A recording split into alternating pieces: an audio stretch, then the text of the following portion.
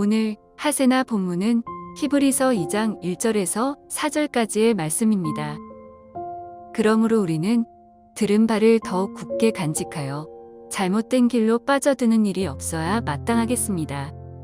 천사들을 통하여 하신 말씀이 효력을 내어 모든 범행과 불순종하는 이가 공정한 갚음을 받았거든. 하물며 우리가 이렇게도 귀중한 구원을 소홀히 하고서야 어떻게 그 갚음을 피할 수 있겠습니까? 이 구원은 주님께서 처음에 말씀하신 것이요, 그것을 들은 사람들이 우리에게 확증하여 준 것입니다. 그리고 하나님께서도 표징과 기이한 일과 여러 가지 기적을 보이시고 또 자기의 뜻을 따라 성령의 선물을 나누어 주심으로써 그들과 함께 증언하여 주셨습니다. 히브리서 1장은 믿음에서 떠나 배교의 위험성을 지닌 이 그리스도인들을 향해서 우리 구주이신 예수님은 영원한 왕이시고 모든 것을 통치하시는 분이심을 선언했습니다.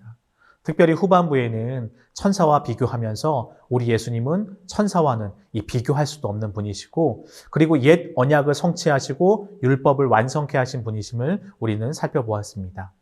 오늘 히브리서 2장은요, 그 연장선상에서 이해를 해야 돼요. 따라서 1절에 이 그러므로라는 접속사는요, 매우 중요한 의미를 부여합니다.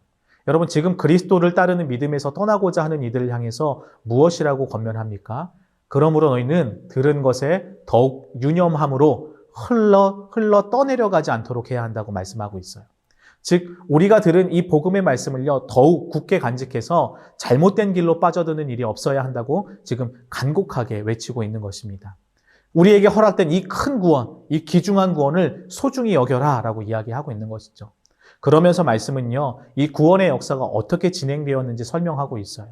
먼저는 3절처럼 처음에 주님이 우리에게 말씀하셨습니다.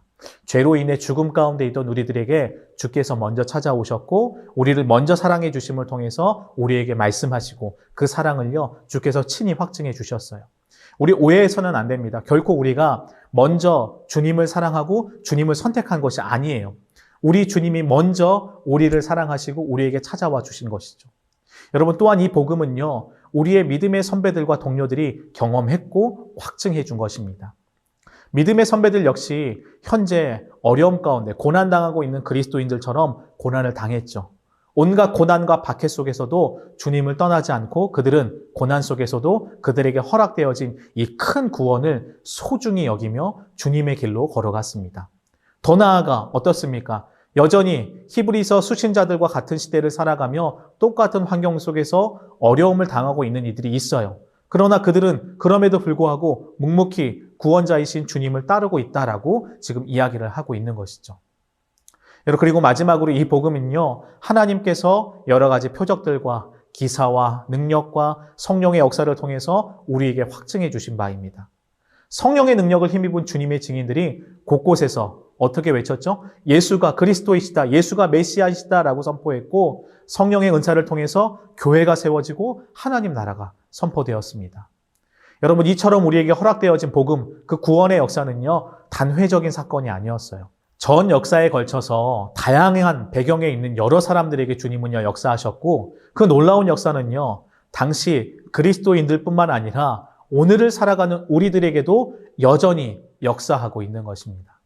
그러기에 우리는요, 구원을 단순히 여겨서는 안 돼요. 마치 천국을 가기 위한 티켓 정도로 여겨서는 안 된다는 것이죠. 또한 구원의 문제를요, 너무나도 단순하게 그냥 교리적인 문제로 한정 지어서는 안 될 것입니다. 왜냐하면 우리 주님은요, 오늘도 여전히 살아계셔서 역사하시는 하나님이시기 때문인 것이죠. 여러분, 그렇다면 우리는 어떻게 이 큰 구원을 소중히 여기면서 살아갈 수 있을까요? 믿음의 길에서 벗어나지 않고 오롯이 주님을 따르며 살아갈 수 있을까요? 우리가 살아가는 시대는요, 참 구원의 길에서 벗어나기 위한 좋은 환경들이 조성되어 있어요.